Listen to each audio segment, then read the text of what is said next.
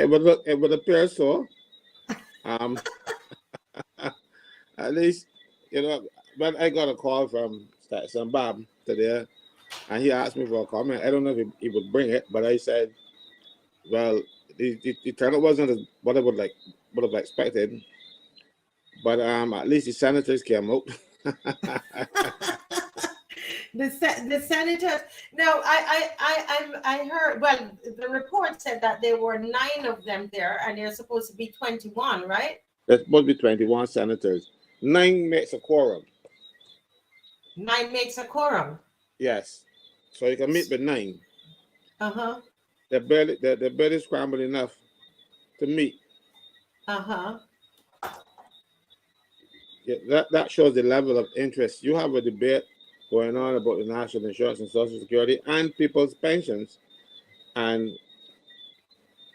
senators didn't turn up. So I believe they responded to our call. So I can't fault them for that one. I praise them for it.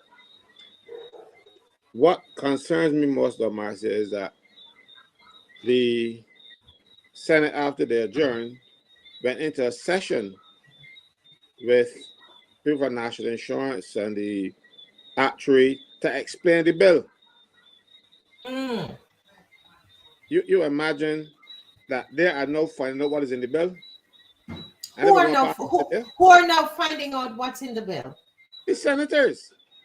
Huh? They went to session with the senators to explain the bill to them. I understand Rod Adams, the actuary, the director of national insurance, and somebody else were there, and they were explaining what was going on to the senators. It shows that these people, because they have the numbers, they're doing what they like, and not even to their own people, they're not explaining anything. So what were they meeting about today then? If they had to adjourn and then go to meet to understand, so what was the point? No. If your show didn't come about, they would have met today and the bill would have been passed. It is this show that forced them to backtrack and try to do the right thing. But there's no right way to do the wrong. There's no right way to do the wrong thing. They're doing the wrong thing all the time. This thing should be circulated among the people in the country, and let us make our comments on it. You just don't put it up there and then do like what the minister Jordan says, or they're gonna have a education session after that. So suppose that we don't like what they're giving us. You know, I certainly don't. Not that I've read the legislation. So it is not. No, I think it's too much power, and you can do what you like because there's nobody to say war, and they're just misbehaving. This is misbehavior. This is nothing short of that. Yeah, the Senate was in session today to pass this bill, but the feedback from people who watch the show and report it back to them, or even if they watch it themselves, they see the people's reaction and saw the comments in the press and on social media, they decided, well, look, let me explain to the Senate what's going on. Even the Senate didn't know.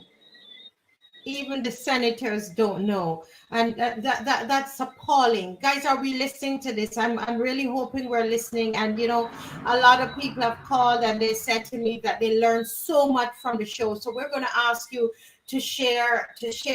And people, guys, this is something that we did together. And if you look at my screen, it said, when the people stand up, the powers fall down, right? Power of the people. That's what this is. It's really us coming together, you coming together, you sharing the live, you logging on each night. We've been going since Sunday night. And, some of us tired, but we're still going because this is important. This is about the people. This is about the poor people. It's about the elderly. The more I think about it, Mr. Franklyn, I said to my husband, this is really elder abuse.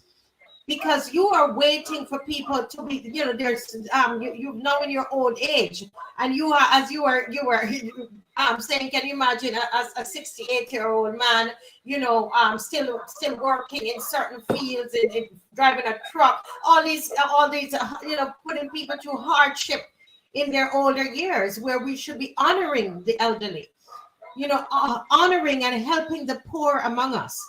Remember last year, Christmas, I think it was last Christmas or 2 Christmases ago, there were so many elderly people waiting on their pension checks because they live off these checks, and so now you're really snatching bread from poor people, snatching bread from the elderly.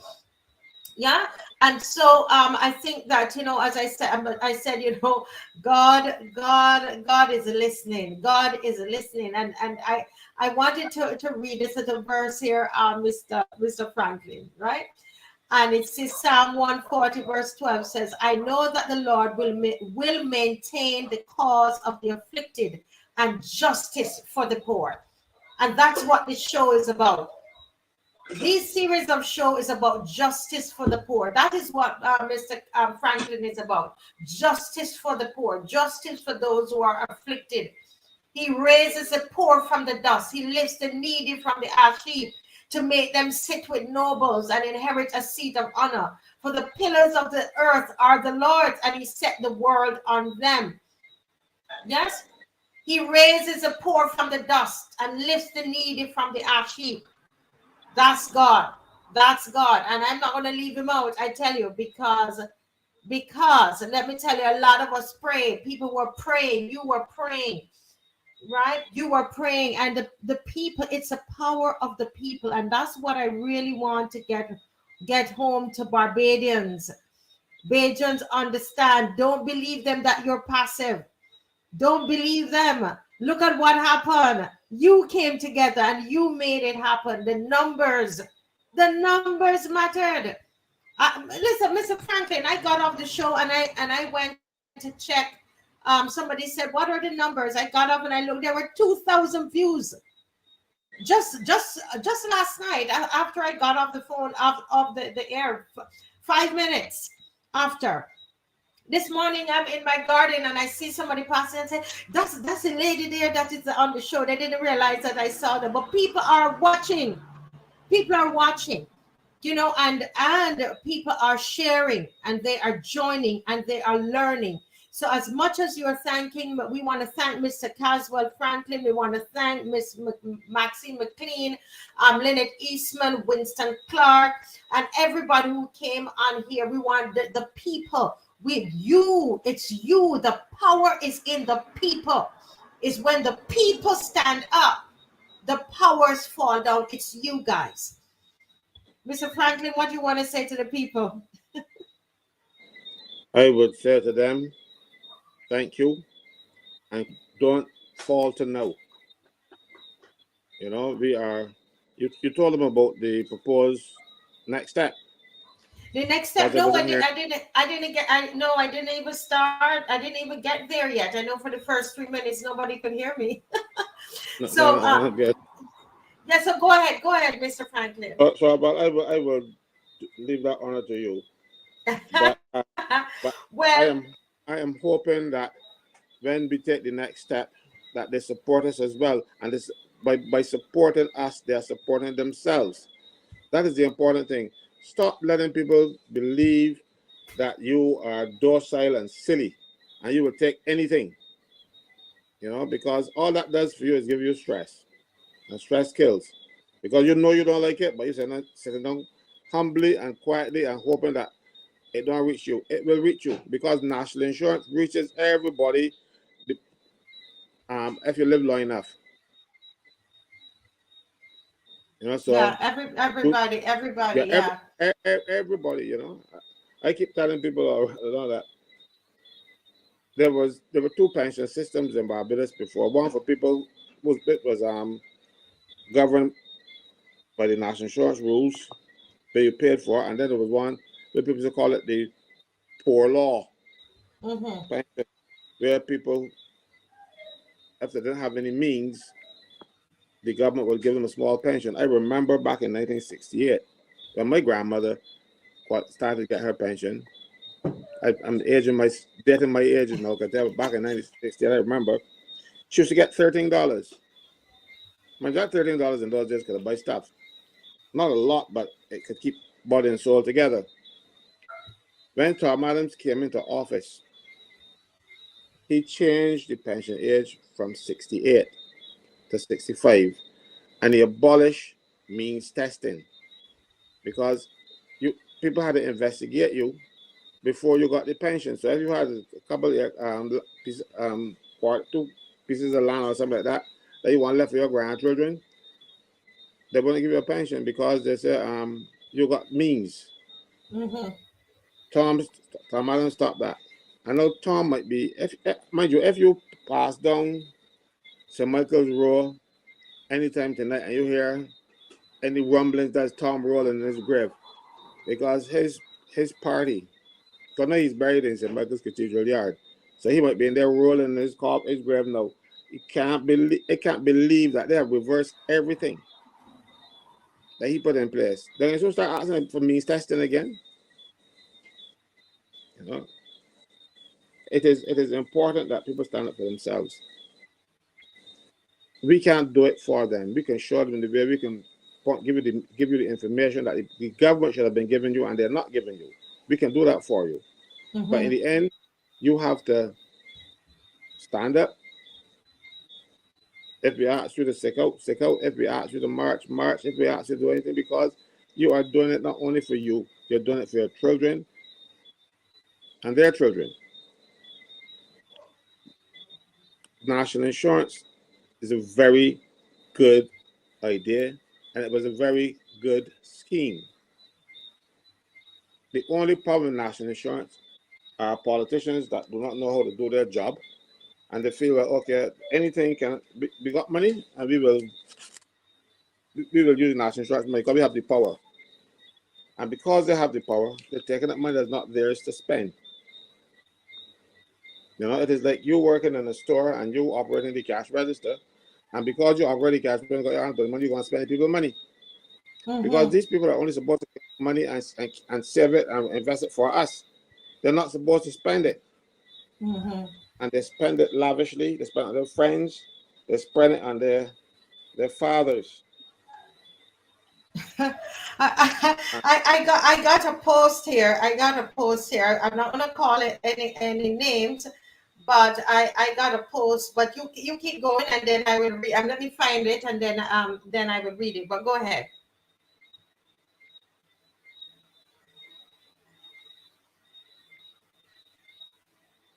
We cannot allow government to think that we're all fools. And some of us must stand up, because trust me, we don't have the best brains in Parliament. We don't.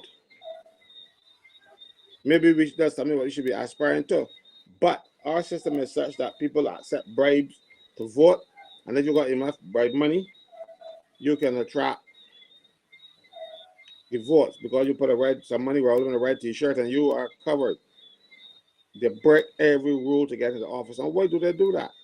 Because there is something in there for them: national insurance money, contract money, something. Because I hear people say, "Oh, I could do better in private." Well, go in private, huh? Nobody enforce your hand. Nobody put a gun to any politician and said, "We want you to run."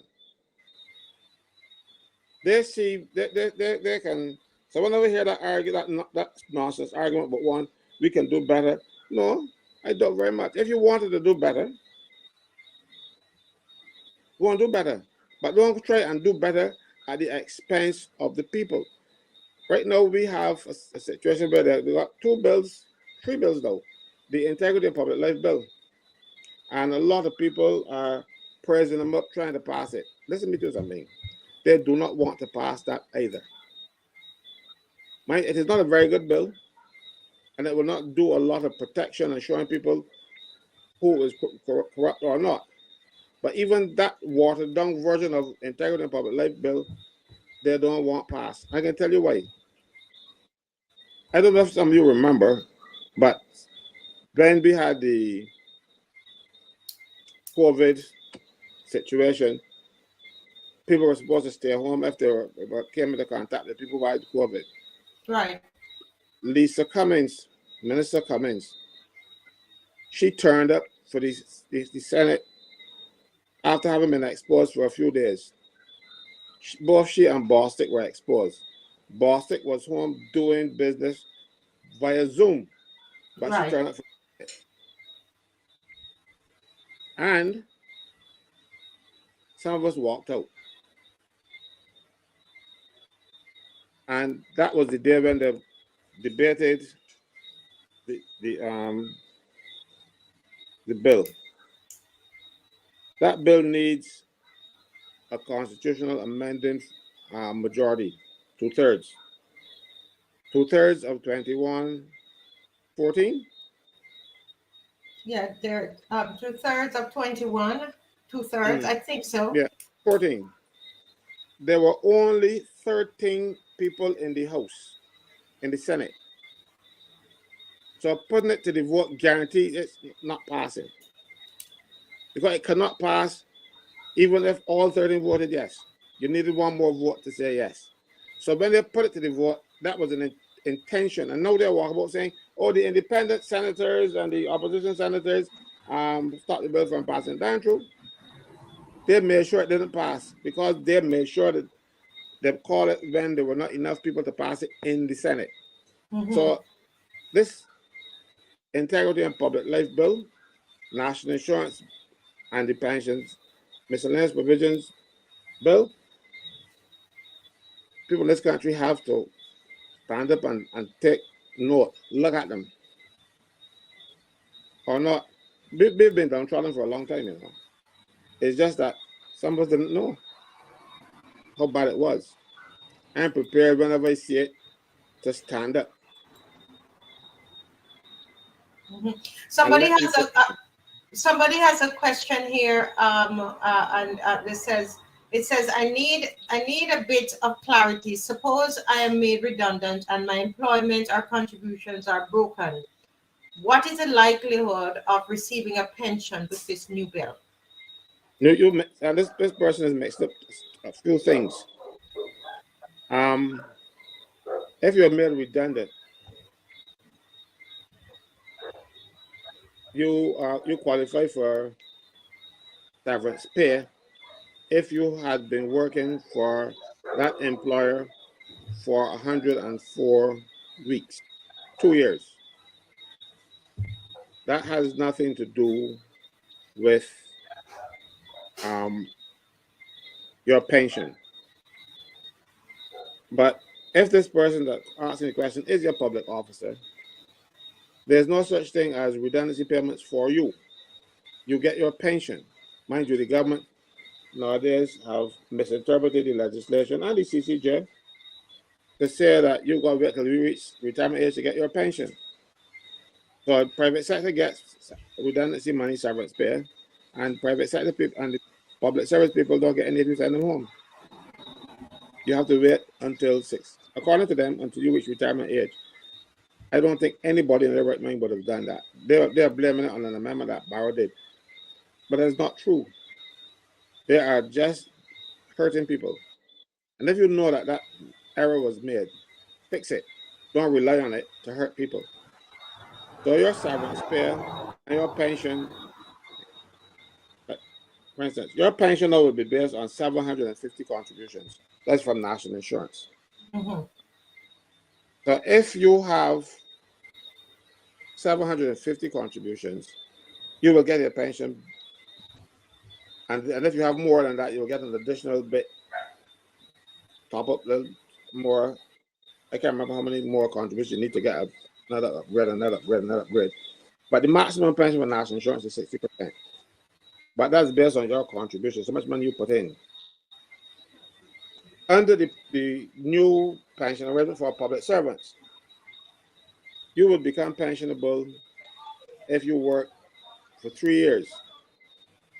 But the amount of money that you will get will be so pitiful. It ain't funny because you only get 1.67 hundredth of your annual salary times the number of months that you work.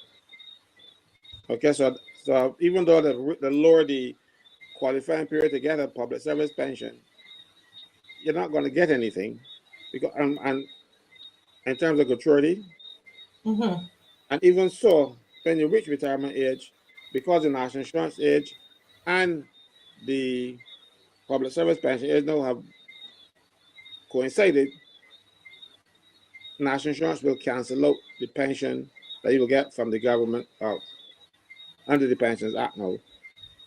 But for the vast majority of people in the public service, people who are earning over $5,000 a month, people under $5,000 a month ain't getting no more, ain't gonna get a cent.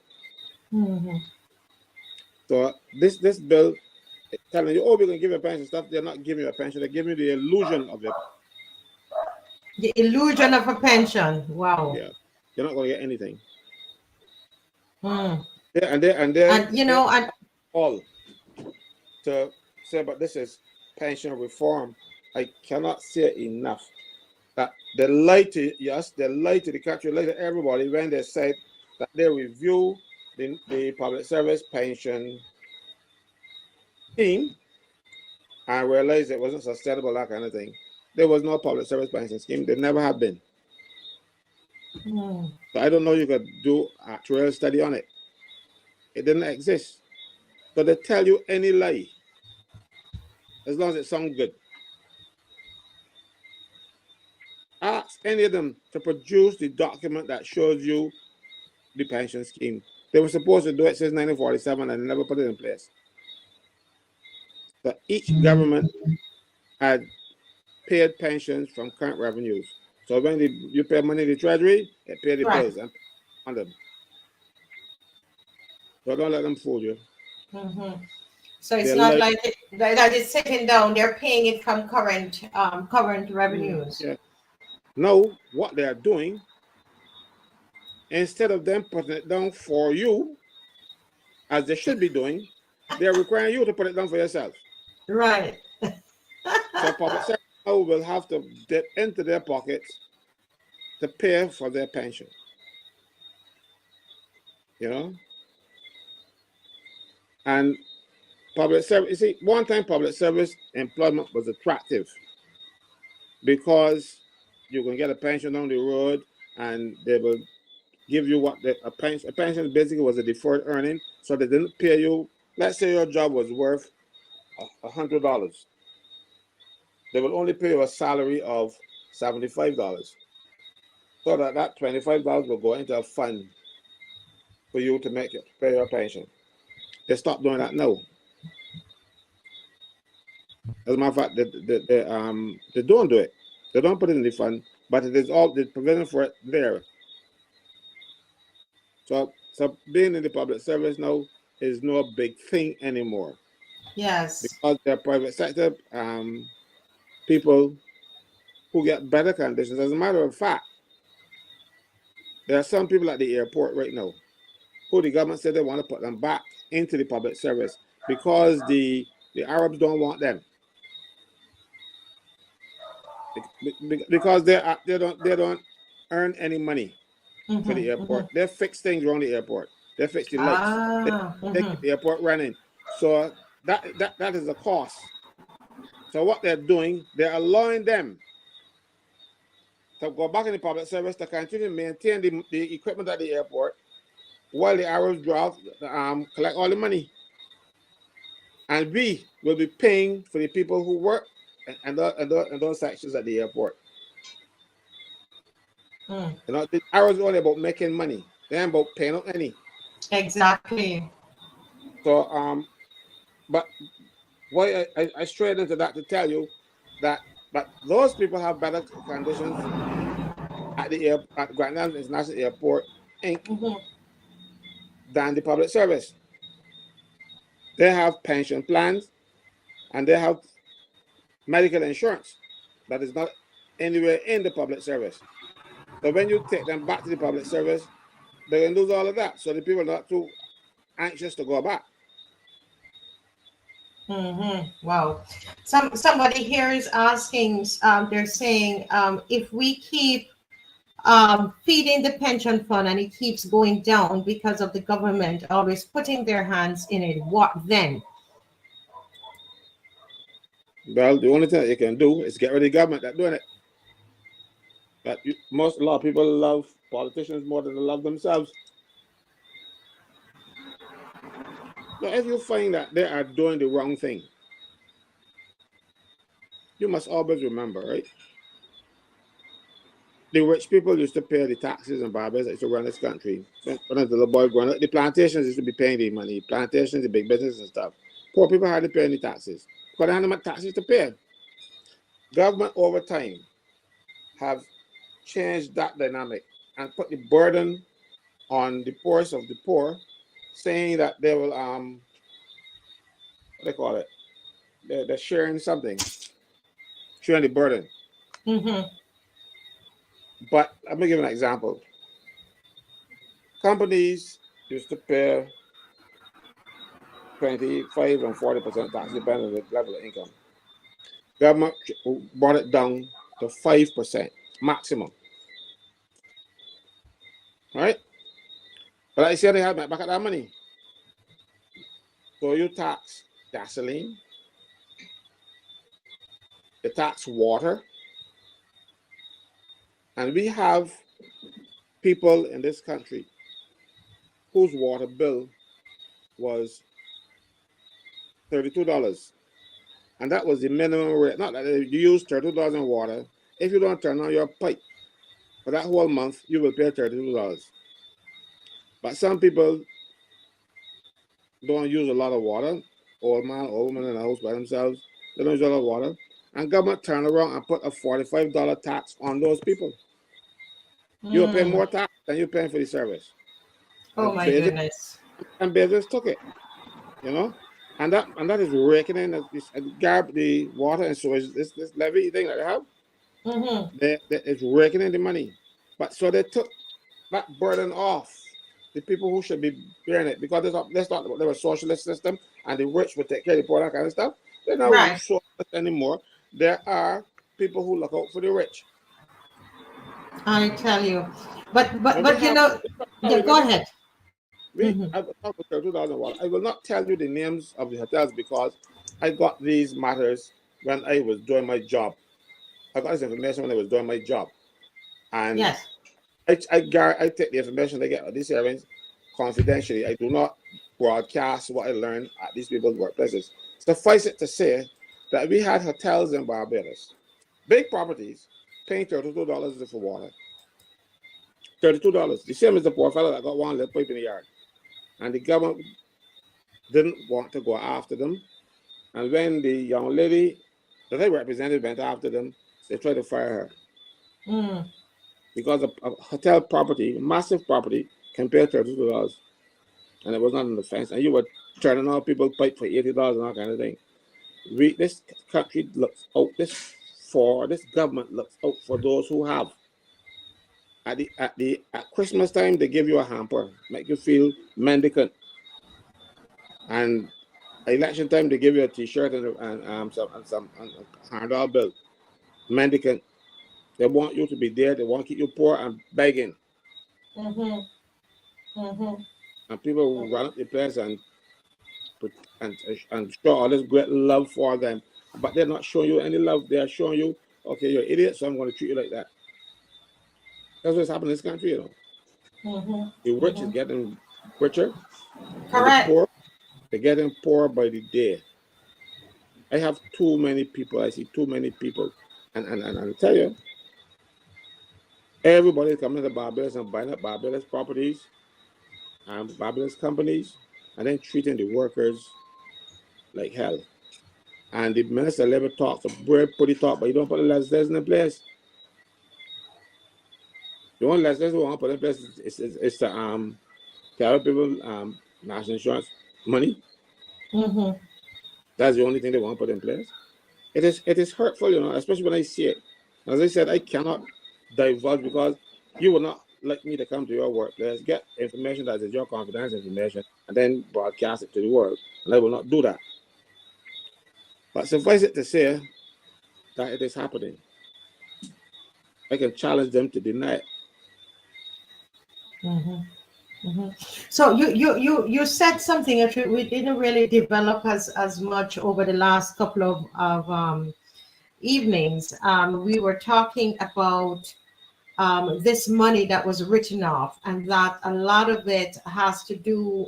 Actually, I have a note here somebody sent to me, and I just read the note, and we can discuss it. It says, so Owen didn't just write to NIS. He actually fully stabilized it. Then one bunch of not knows treated it like a piggy bank and depleted it, while the current lot wrote what was owed off because certain people's fathers owed NIS. Then wrote off corporate taxes outstanding because the same people's fathers owed them too. And it goes on and goes on. And they talk about now, after writing off well over 2 billion to save family and friends of both political affiliations, you come to hammer the public with whose contributions were misused and tossed away like chaff, while your own pension structure paid by the Treasury and not the NIS remains unaffected. What are your thoughts about that, Mr. Franklyn? That is completely accurate. That is what has happened in this country, and people better wake up. And unfortunately, you see, not even the opposition is saying it, because what's happened with them is that they will start criticizing some of their people too. See, so they are very careful how they criticize.